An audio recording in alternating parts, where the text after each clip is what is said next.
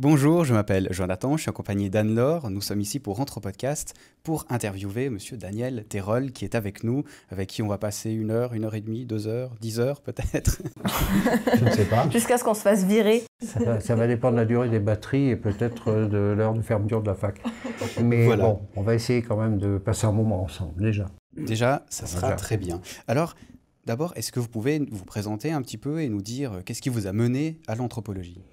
Alors, moi, mon parcours au départ, c'était de faire médecine en France. Quand j'ai commencé à vouloir réaliser ce projet, la réforme des études médicales est arrivée. Il n'était plus question d'avoir un bac philo.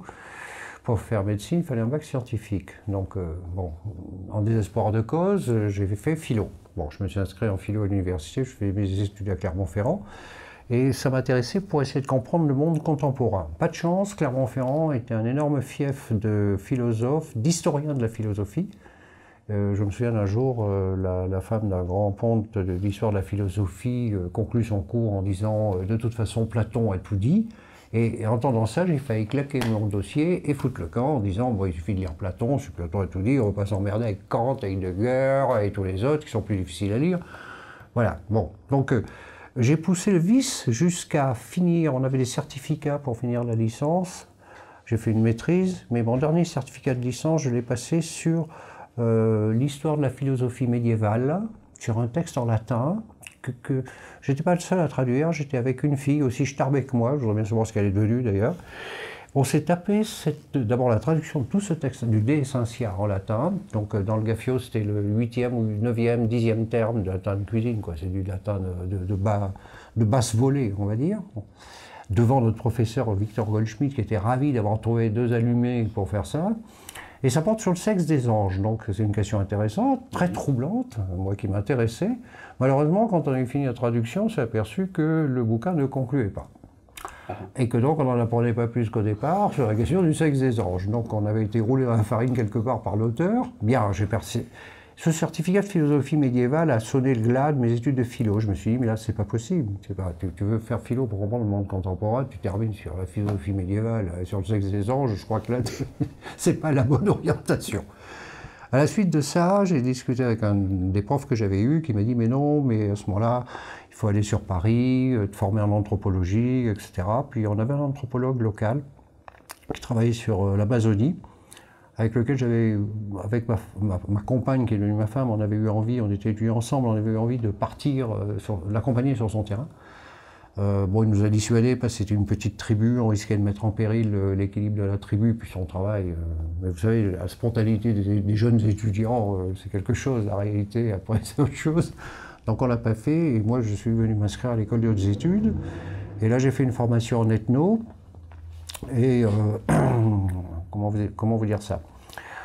En 1974, j'ai été recruté comme chargé de cours à Paris 8 au département d'urbanisme, et donc je me suis branché très vite sur l'ethnologie urbaine, bien sûr, l'application de l'ethnologie au champ des sociétés industrielles et urbaines.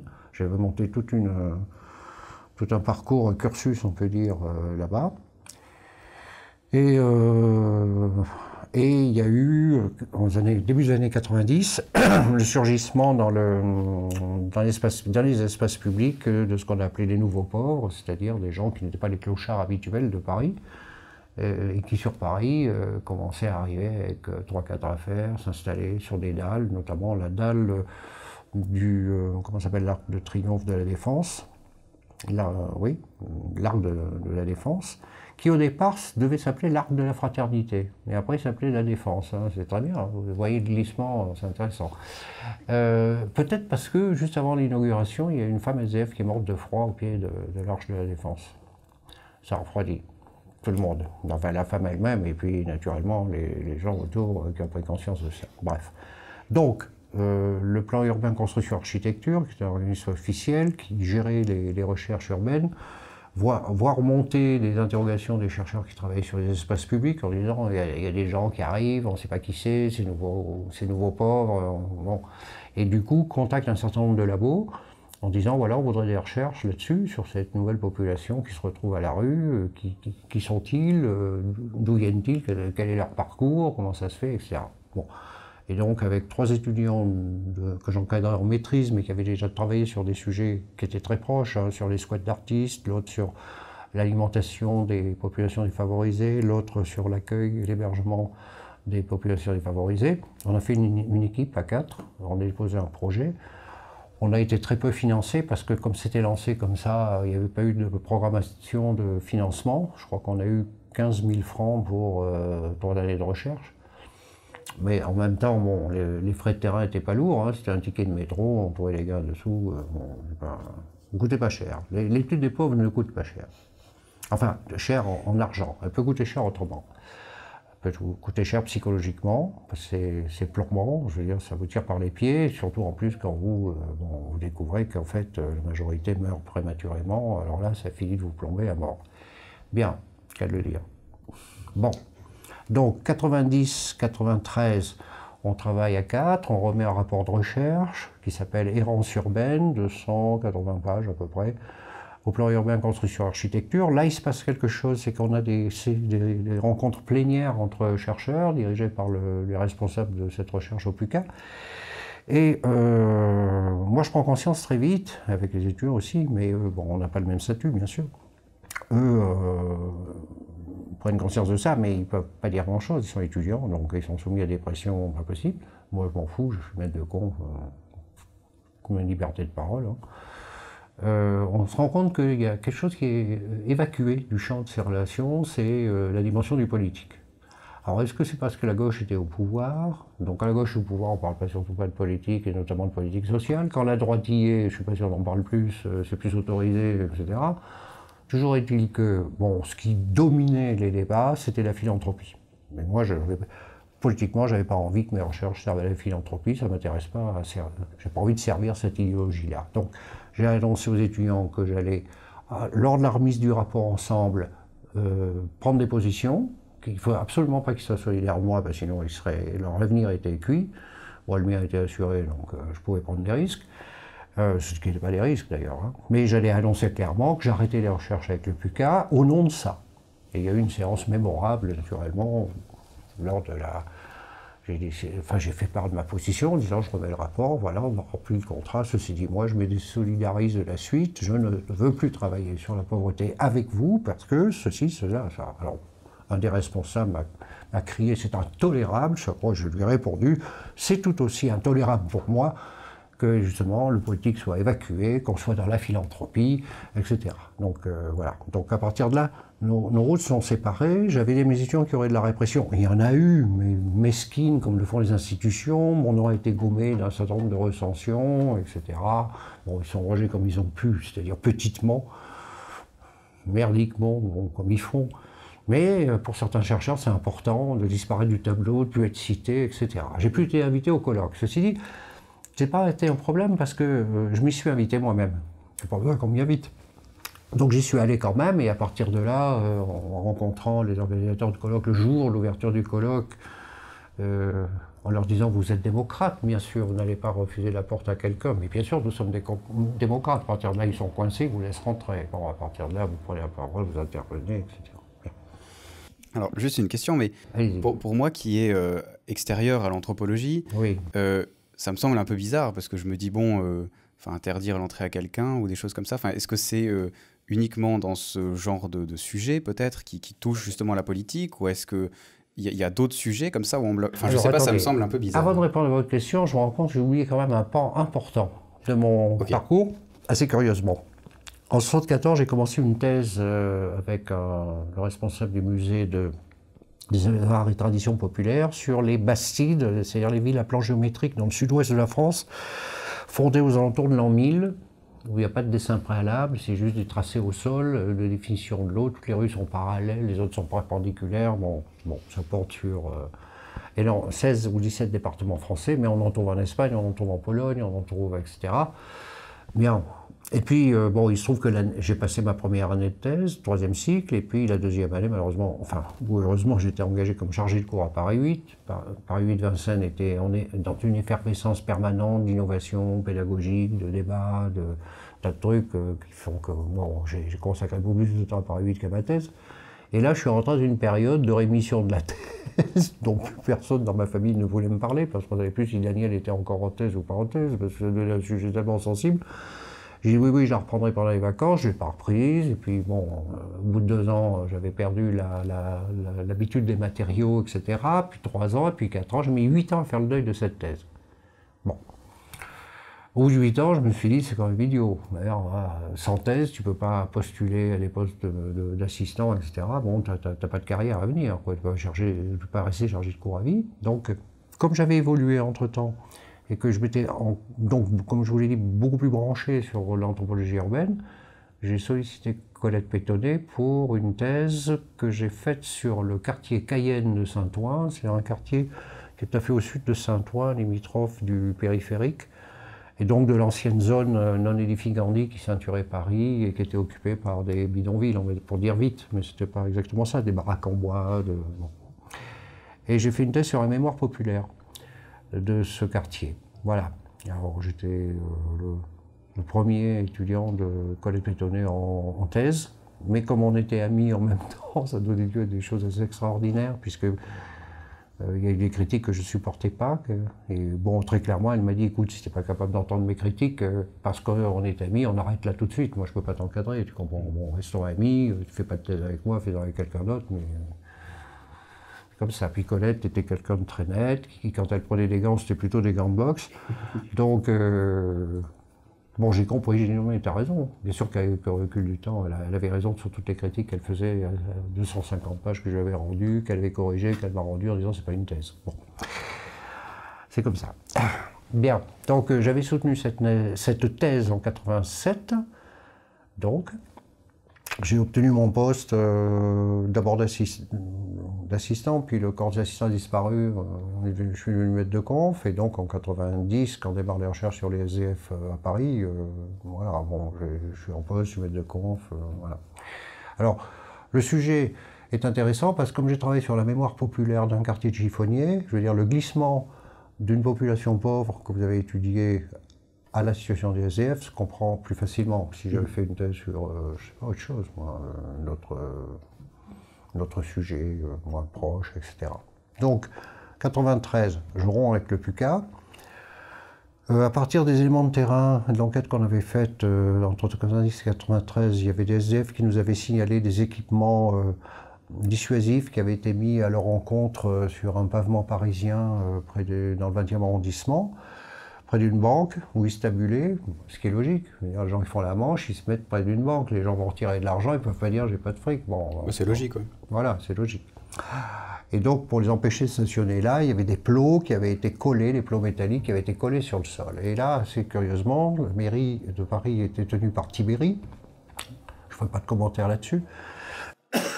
Et la mairie avait obtenu que les plots soient enlevés. Et moi, benoîtement, je veux dire, j'ai pensé que c'était vis-à-vis des SDF. Pas du tout. Alors là, vraiment, comme quoi les interprétations rapides sont fausses, et puis qu'on est toujours trop angélique avec la société dans laquelle on est. Tibéri avait simplement fait respecter le droit du sol de la mairie de Paris, les trottoirs appartenaient à la mairie de Paris, la banque n'avait pas demandé l'autorisation à la mairie de Paris de mettre des plots, vous m'enlèverez ces plots. C'est mon territoire. Voilà, c'est chez moi. Là-dedans, bon, s'en foutait. Mais ça m'a mis la puce à l'oreille. Je me suis dit, tiens, là autre chose, ce serait peut-être intéressant de faire une enquête sur tout Paris pour voir l'état de la question un peu sur ce type de dispositifs vicieux, il faut bien le dire, parce qu'ils ne sont pas revendiqués, ils apparaissent de manière assez subreptice, ou ils disparaissent. C'est-à-dire, quand vous avez les bancs qui sont enlevés sur les grands boulevards, ça disparaît. Donc, je veux dire, les jeunes ne peuvent plus s'imaginer après qu'il y a eu des bancs. Je veux dire, ceux qui veulent témoigner, c'est ceux qui les ont vus à un certain moment. Donc, témoigner de quelque chose qui a disparu, c'est compliqué. Donc, je me suis payé une enquête à pied dans Paris. J'ai visité tous les arrondissements. Alors, j'ai vu les dispositifs dissuasifs anti-urinoirs dans les coins d'immeubles avec des grilles. Les Français sont idiots. Il faut prendre l'exemple sur les Anglais. Je veux dire, les Anglais, avec leur tradition de la bière qui stimule les reins, vous allez à Liverpool, ça fait déjà un siècle et demi qu'ils ont inventé quelque chose d'imparable. Non pas des grilles pour empêcher les gens de pisser, étant donné que les hommes peuvent pisser à travers les grilles. Vous êtes bien d'accord avec moi? Oui. Voilà. Mais des tôles, un cône de tôle, comme ça, qui fait que si vous pissez dessus, ça vous tombe dans les chaussettes. Et alors là, bien sûr, ça marche très bien, ça. Je comprends. Voilà, non, mais ça, c'est efficace. Moi, j'adore ce genre de technique. C'est pensé, au moins. Tant qu'à le faire, autant le faire bien, quoi. Voilà. Bon, bref. Donc, je fais le tour. Je ne trouve pas énormément de dispositifs dissuasifs, mais je suis alerté là-dessus. Et je vais m'apercevoir dans les 94, 95 que ça va commencer à se manifester. Doucement, mais ça va apparaître. Ou ça va disparaître. C'est-à-dire, bon, là, ça peut être la disparition des bancs, comme ça peut être l'apparition des bancs à structure discontinue, où on va jouer l'esthétique apparente pour empêcher les élèves de s'allonger. Bien. Et donc, je vais faire une enquête là-dessus. Alors, ça donne des trucs complètement fous. Là, on est en 94-95. Je fais une enquête là-dessus, sur les fonds de mon laboratoire, ça ne leur coûte pas très cher d'ailleurs. Hein. Bon. Et donc je découvre plusieurs bancs dans Paris, au carrefour de la Croix-Rouge par exemple, à côté de la rue du Dragon. Non, pas de la rue du Dragon, au carrefour de la Croix-Rouge, pas la rue du Dragon. Je fais confiance à autre chose. Des bancs feuilletés, magnifiques, où l'esthétique est emballante, avec une espèce de modelé de l'assise, comme ça. Alors ils sont en pierre reconstituée, on ne sait pas, ils sont vis-à-vis du carrefour. Donc j'y vais, je prends des photos, il est 3 h de l'après-midi, je prends des photos, je me sors mon mètre raide, je mesure, et puis je sors mon mètre de couturière. Vous savez, j'ai suivi les formations, qu'est-ce qu'il faudra à la trousse de l'ethnologue avant de partir sur le terrain, donc j'ai tout ce qu'il faut, et puis j'essaye. La meilleure façon de voir comment ça marche. Donc je me rends compte que si je pose la tête, j'ai les jambes qui tombent de l'autre côté. Si je pose les jambes, j'ai la tête qui pendouille. Si je me mets sur le côté, j'ai un truc qui me rentre dans les côtes. De l'autre côté, pareil. Et je m'aperçois qu'il y a un boucher charcutier qui est devant son étal, enfin devant sa boucherie, et qui me regarde comme ça, mais avec un air pas possible. Donc là, je prends conscience que si j'ai pas envie que 2 hommes en blanc surgissent, après qu'une ambulance se soit arrêtée et me demande de les accompagner, il faut quand même que j'explique au mec ce que je suis en train de faire, parce que ça fait un moment que je l'intrigue. Donc j'y vais, quoi. Bon, j'y vais, je lui explique les bancs, alors du coup il m'en signale d'autres, donc comme ça marche.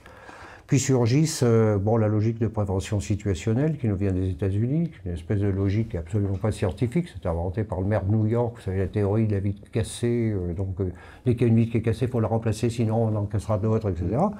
Et c'est ce même idéologue-là qui a lancé cette théorie de la logique de prévention situationnelle, qui est de concevoir des espaces en fonction des populations qu'on veut les voir pratiquer, ou s'y installer, ou ne pas s'y installer, etc.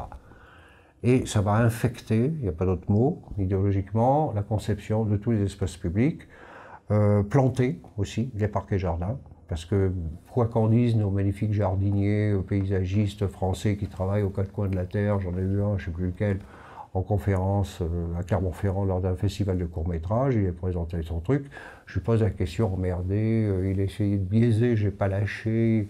Oui, en effet, il y a des principes. Les principes, c'est quoi? C'est que le regard doit passer à travers les arbres, donc on ne va pas... Avant, on ceinturait les jardins publics de grands arbres épais, touffus, pour préserver à l'intérieur du calme du bruit des voitures, faire une espèce de matelas amortisseur sur le plan sonore.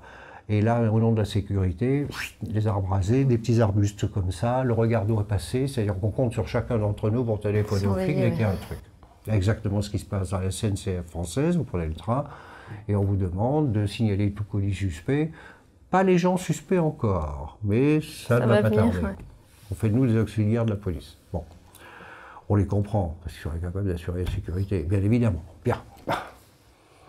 Mettez vos noms sur les bagages. Moi, je dis à un contrôleur, non mais attendez, vous prenez les terroristes pour des cons, c'est pas possible. Vous voyez un mec en train de mettre Oussama Ben Laden avec son adresse sur une valise noire qui va garer là? Franchement, ils vont mettre leur nom? Oui, non, puis accessoirement, moi je mettrais un nom bien français dessus, mais... Bah, bien sûr, Dupont, Marcel, et puis voilà, et puis... Bref. Donc, je fais cette enquête, je publie un article qui, après, lui, a fait des remous sur la ville dissuasive, dans l'espace et société, la ville dissuasive, l'envers de, je sais plus le titre, avec l'âge, Alzheimer, tout ça, je sais plus, bon, bref. Donc, il y a ce sujet qui m'intéresse, et parallèlement, Carola Mistani continue de travailler sur l'alimentation des SDF. Moi, je développe un cours d'anthropologie de l'alimentation ici, qui malheureusement va s'arrêter cette année, puisque bon, aucun sociologue s'intéresse à l'alimentation, si vous dire, ils sont bornés, alors que c'est un sujet en or. Et dans les gens qui vont être recrutés sur mon poste, il n'y en a aucun qui a travaillé sur l'alimentation. Bon, bref, c'est comme ça, peu importe.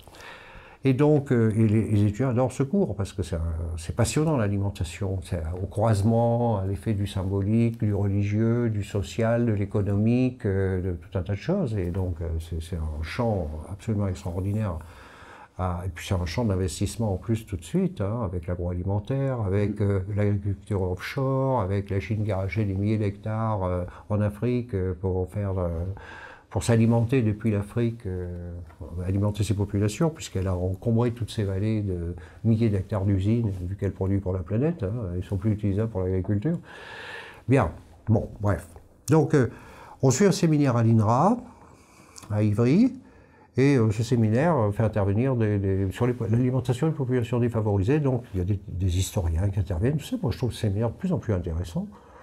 On doit y intervenir aussi, mais c'est pas pour ça. Mais je vois les deux responsables, je leur dis, écoute, ça vaudrait le coup d'envisager une publication. Le séminaire ne va pas se terminer comme ça sans qu'il y ait une trace. Pas forcément un bouquin, ça peut être une revue, un numéro spécial, j'en sais rien. Ah oui, c'est bien, tu as une bonne idée, oui, tu parles. Bon, à la fin du séminaire, on nous demande d'envoyer nos articles. Donc, bon, notre intervention, il faut dire, groupée Carole Amistani, moi-même et une jeune nutritionniste, enfin une nutritionniste confirmée. Alors, les nutritionnistes, c'est plutôt formation médicale, hein, Blain maths et tout ça, pas du tout sciences sociales, qui avait fait une enquête sur la nutrition des SDF avec prélèvement sanguin auprès de 1000 ou 1200 SDF. Et qui, après les analyses de sang, ont démontré qu'en fait, il y avait une carence, attention, une carence en volume alimentaire et non pas forcément un déficit en qualité, hein, en nutriments, ceci, en cela, etc. Qui s'ajoutait quand même. Mais ça veut dire qu'en gros, il loupait un repas par jour. Alors, elle ne se posait pas la question de savoir pourquoi il loupait un repas par jour.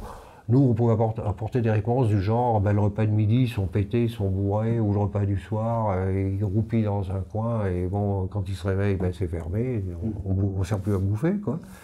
Ça peut être ça.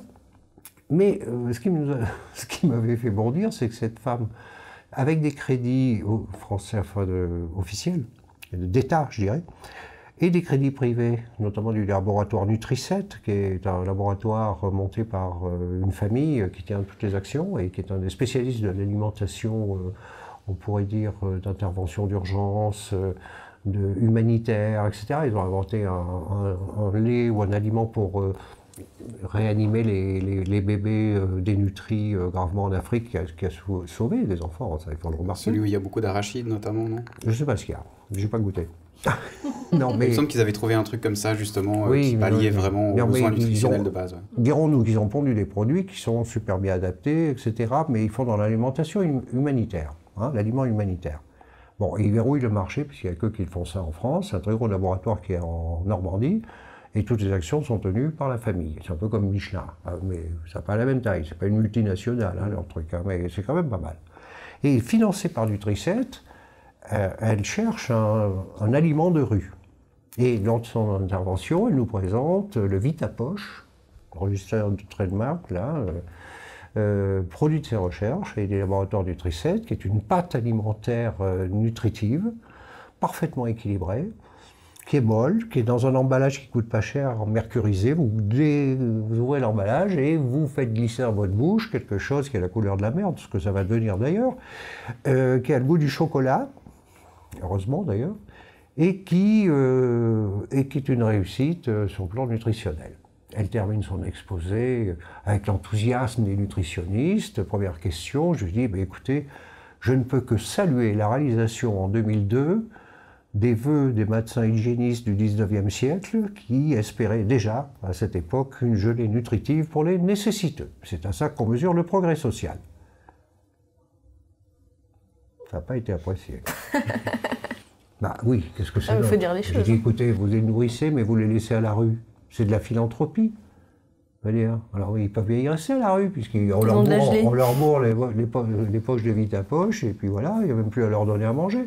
c'est formidable, il y a ce qu'il faut. En fait, ça a été un fiasco complet. Les associations ont acheté des cartons, Nutri-Sect a vendu, mais quand c'est arrivé au SDF, les mecs n'en ont pas voulu. Et ça s'est arrêté là. Du coup, culpabilisé, elle revient avec moi au métro, on discute. J'ai dit oui, mais sur la mort des SDF, on n'a rien. Parce que bon, vous dites ça les empêche de mourir, c'est complètement fou. Ils meurent à la rue, et ils meurent tôt à la rue. Le lendemain, à ma boîte mail, elle m'avait mis toutes les recensions auxquelles elle avait accès, elle, sur les banques de données médicales, etc., internationales, sur la mort des SDF. J'ai adoré, c'est gentil. Mais les deux responsables du séminaire ne l'ont pas entendu comme ça. Ils ont trouvé qu'on était un petit peu, nous, dangereusement critiques, ou je ne sais pas, enfin bref, on envoie nos textes. Refusé.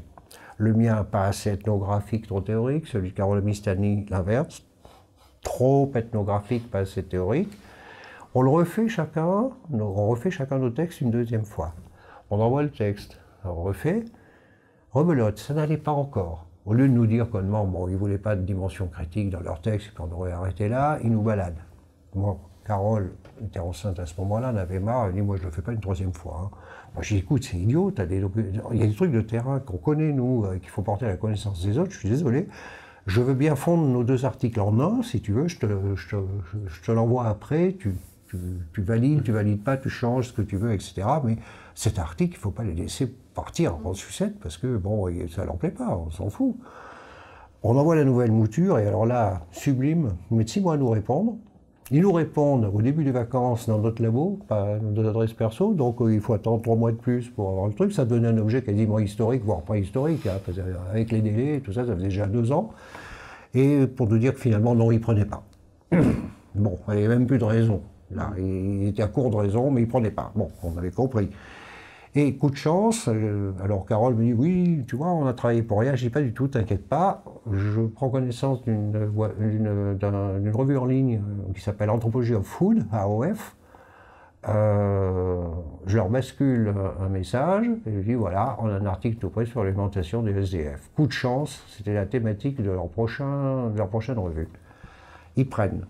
Mais on n'était pas au bout de nos peines. Parce que là, le comité de rédaction aussi, il a fallu lisser le texte. Hein. Quand je dis lisser... Alors, je vous arrête juste parce que qu'est-ce qu'il y a exactement à lisser? Qu'est-ce qui est, à partir du moment où c'est une étude, on va dire, factuelle qui annonce... Enfin, je n'arrive pas à comprendre exactement quels sont les points qui peuvent...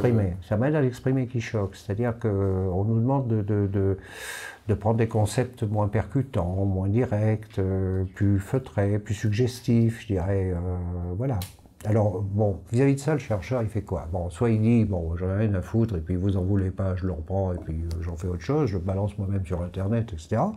Soit vous dites, non, non, je suis désolé, on va le jouer le jeu, et puis vous le publierez, et donc vous lissez. Mais le lissage, à mon avis, il y a une limite au-delà de laquelle il ne peut pas aller. Hein, c'est-à-dire, on ne va pas taire des matériaux qui gênent, peut-être, des pratiques qui gênent. Je vous cite un exemple. Quand Carole Mistani, dans son enquête de terrain, était bénévole chez l'Épicure des Pauvres à Paris, l'Épicure des Pauvres ont d'un côté une maison de retraite et de l'autre côté un accueil sans domicile fixe à midi uniquement pour l'alimentation. Bon. Alors elle est bénévole et donc elle est derrière le guichet, on ouvre une porte, les SDF rentrent un par un, passent devant le guichet, on leur donne un sandwich. Alors le sandwich, c'est un sandwich de baguette molle. Or ils ont tous des problèmes bucco-dentaires graves et ils ne peuvent pas tordre ça. C'est une baguette croustillante, il sera arrivé, mais une baguette molle. Et puis, ils ont un bol avec une soupe, et puis un verre, un gobelet en plastique, puis ils passent dans la salle à côté. Dans la salle à côté, il n'y a pas une table, il n'y a pas une chaise, il n'y a que les embrasures de fenêtres sur lesquelles sont posés des pots à eau. Et Carole demande à la mère supérieure pourquoi il n'y a pas de table et de chaise. Et la suave, cette dernière lui déclare, ma fille, je les ai fait enlever pour pas qu'ils s'attardent. On appréciera les limites de la charité chrétienne. Mais dans la charité chrétienne, il faut toujours que le pauvre en chie un peu plus. Parce que pourquoi? C'est logique. Je veux dire, bon, la charité chrétienne, il faut que le pauvre, il faut l'aider, mais il ne faut pas lui rendre sa pauvreté confortable, sinon on n'a aucune envie de sortir de son état, bien évidemment. Hein, déjà le procès d'intention qu'on lui fait, je précise qu'avant on a trié les bons pauvres des mauvais pauvres. Hein. Bon, là je parle que des bons pauvres qui sont pris en charge par la charité chrétienne, les mauvais pauvres, on ne s'en occupe même pas. Bien, donc voilà, voilà le type de réflexion, vous voyez. qui peut choquer, mais qui est une infection de terrain. Elle avait les tables et les chaises. Or, on sait dans l'alimentation qu'un des fondements de l'alimentation, c'est justement le côté social, relationnel, partager du pain, mais c'est même pas partager des orgies tarabiscotées sur le plan alimentaire. Simplement partager un bout de pain avec un bout de fromage avec quelqu'un assis à table, c'est essentiel, c'est le lien social, c'est la communion, on va dire, même pour reprendre des termes catho qui ne me plaisent pas beaucoup, mais il faut quand même les renvoyer à ça. Et bien, même ça, ça leur a été interdit, vous voyez. Donc il bouffait debout, tout seul, c'était si dissonant comme il pouvait bouffer d'ailleurs, à cause de cette garce de mère supérieure qui avait trouvé que pour pas qu'ils s'attardent, il ne fallait pas leur donner de chaise et de table. Bon, alors faut le dire ou faut pas le dire? Faut le dire. Ben, faut pas le dire. Moi, ça me semblerait logique de le dire, vu que vous l'avez constaté. Bien sûr qu'il faut le dire. Mais alors, on va peut-être dans les détails, mais qui c'est qui veut que ce ne soit pas dit? Enfin, je veux dire, par exemple, en l'occurrence, c'est la mère supérieure. Est-ce que c'est les politiciens qui essayent de faire des choses qui sont prouvées que ça fonctionne pas? Je vous parle de la revue scientifique. La revue scientifique nous a fait retarder dans cet article, nous a fait lisser cet article pour des formulations, parce qu'ils trouvaient que c'était trop brutal. Bon, et encore, je vous jure, l'article initial n'était pas brutal, c'était pas un article politique, mais pour ces gens qui, soi-disant, ne font pas de politique, mais sont complètement dans l'idéologie dominante, et bien sûr, pour eux, c'est anarchiste. Hein, donc, bon, même les faits, même, la révélation des faits trouble. C'est insupportable, donc il ne faut pas le dire. Mais au niveau scientifique, ça bloque déjà, quoi. Eh bien, écoutez, nous on a négocié, on a dit au bout de il faudrait lisser ça, oui, là non, on a arrêté, on a dit maintenant vous prenez pas. Hein. Donc ils ont pris, ils l'ont publié. C'est ce qui nous intéressait. Donc cet article est en ligne. Voilà, mais c'est ça l'important. Pour nous, il était plus important que l'article arrive en ligne. Pourquoi? Parce que l'alimentation du centre scientifique, c'est mixte. Elle est à la fois faite d'aide alimentaire, amenée par les associations, via les banques alimentaires, etc. Donc on a étudié tout le circuit. Mais aussi de leur autonomie à fouiller dans les poubelles, à obtenir, alors qu'ils font la manche à côté d'un boulanger-pâtissier qui le soir ferme et plutôt que de jeter ses gâteaux, à leur filer des invendus, mais qui sont parfaitement mangeables, etc. Vous voyez, des trucs comme ça. Ils sont entre dépendance et autonomie, toujours. Donc c'est important de pouvoir le montrer, hein, voir qu'ils ne sont pas toujours dans la dépendance. Ceux qui peuvent se bricoler un abri dans des bois ou à la limite des villes, etc., ben, ils se font une petite cuisine, avec de l'eau, avec une poêle, avec un coin-feu, et là ils se font quelque chose qui ressemble à de la cuisine, c'est vrai, voire même de la cuisine. Bon, pourquoi ils sont pas si différents que nous, hein, c'est nous tombés à la rue, point barre. Donc c'était un peu plus important pour nous que l'article paraisse. Voilà. Il n'a pas plu à tout le monde, bien évidemment, mais on n'est pas là pour plaire. Je veux dire, moi, je reprends le principe de Colette Pétonnet dans un bouquin du CNRS sous la direction de Martine Ségalen qui s'appelle L'autre et le semblable, où elle dit l'ethnologue dans sa propre société, elle dit très clairement que l'ethnologue n'est pas là pour enchanter sa société, et même que la pratique de l'ethnologie doit être subversive. Elle doit critiquer les idées reçues, les idées toutes faites, les évidences acquises comme ça, etc. Donc à partir de là, quand on fait ça sur les Namik-Vara comme Lévi-Strauss ou les Bororo dans Triste Tropique, tout le monde applaudit, ah, l'ethno c'est formidable, etc. Ben, c'est pas sa société, donc on s'en fout quand ils remettent eux-mêmes le nez dans leur représentation. Mais quand c'est dans notre propre société, que là vous faites sauter les verrous, vous dites attendez, tout le monde est généreux, tout le monde est frère, etc. Mais on n'est pas frère. Si on est frère, c'est sur le dos de non-frères qui sont exclus. Il faut quand même le savoir, les ensembles. S'ils restent ouverts, dans la théorie des ensembles, l'ensemble ouvert n'arrive pas à se définir. Pour qu'il se définisse, il faut qu'il se close. Au moment où il se clôt, eh ben, il rejette à l'extérieur des points qui ne feront pas partie de ses points intérieurs. Mais par contre, il définit les points qui sont à l'intérieur. Eh ben, voilà. Et le social, c'est ça. Donc, contrairement à ce que dit Jacques Chirac, qui logiquement, la société a été victime d'un accident social, faisant passer l'assurgissement de ces nouveaux pauvres pour un accident social. Pas du tout, c'est pas un accident, c'est une logique. D'ailleurs, les patrons eux-mêmes, au même moment, disaient on dégraisse. Bon, dégraisser, ça veut dire quoi? C'est rendre plus performatif encore le système de production, donc se séparer des gens qui coûtent de l'argent et qui ne rapportent pas forcément, par des automatismes. Mais des automatismes, ça ne tombe pas en cloque, pardon, ça ne tombe pas enceinte, ça ne tombe pas malade, ça n'a pas de carte syndicale, ça ne s'arrête jamais, il suffit de l'entretenir, ça marche. Et ça coûte beaucoup moins cher. Donc, je veux dire, quand le système dit ça, il faut quand même l'entendre. À une période, il y a des collègues idiots, là, dans les années 90-93, qui disent c'est la faute à la crise. C'est pas la crise. Regardez la bourse, elle est grave comme ça. Je voudrais qu'on m'explique un système économique en crise, capitaliste en crise, avec une bourse qui est en progression constante, hein, presque verticale. Donc c'est pas la crise. Non, c'est une réforme performative du système. Donc à partir de là, quand on fait croire aux gens qu'on va les réinsérer dans le système sur le plan économique, on les leurre complètement. Le capitalisme ne va pas reprendre les mauvaises graisses. Enfin, écoutez, on rêve ou quoi là? Bien. Bon. Donc 95, j'arrive et je me pose une question toute simple. C'est que deviennent les SDF? On ne peut pas faire plus simple comme question. C'est-à-dire, est-ce qu'ils vieillissent et ils meurent de vieillesse, ou est-ce qu'il se passe quelque chose entre deux, c'est ça? Vous êtes charmant, oui. Est-ce qu'ils vieillissent? Oui, je suis suisse, vous savez, j'essaye d'avoir 10 40 ans de rue à votre... À votre service. Oui, dans votre bon cœur. Bien. Oui, non, mais qu'est-ce qu'ils deviennent? Donc, à partir de là, je me dis, tiens, c'est une question intéressante. Ça peut être pas facile d'y répondre, mais ça va être intéressant.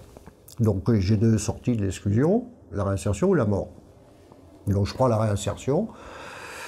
Je dépouille la bibliographie, des dizaines d'ouvrages sur comment faire la réinsertion par l'économique. Alors là, ça me fait doucement rigoler, bien sûr. Réinsertion par l'économie, c'est-à-dire? Eh bien, on va réinsérer les mauvaises graisses que l'économique a foutu dehors, bien évidemment. Bon, ça marche pas.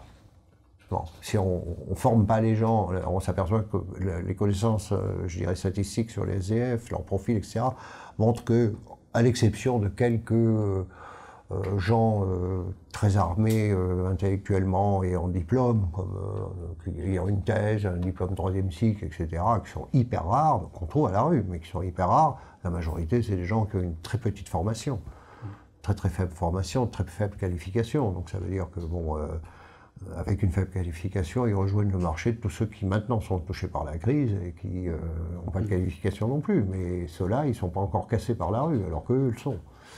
Bien, donc c'est les leurrer complètement. Hein. Bien. La réinsertion par le yoga, la réinsertion par la poterie, la réinsertion par l'hypnose, pourquoi pas, la prise de confiance en soi, enfin tout ce que vous voudrez, quoi, les conneries qui se multiplient. Donc vous avez des dizaines de kilos de bouquins sur comment faire la réinsertion. Et parallèlement, vous cherchez sur bilan sur la réinsertion, quid de la réinsertion réussie, etc. Rien. Intéressant, isn't it? Ouais, donc, ça me semble déjà pas très scientifique, parce que pour prouver que ça marque, qu'une méthode marche, il faudrait justement... On a pris tant de SDF et tant s'en sont sortis ensuite. Enfin, ça me semble un petit peu logique. Voilà. Ouais. Je suis d'accord avec vous. Vous avez un esprit scientifique logique.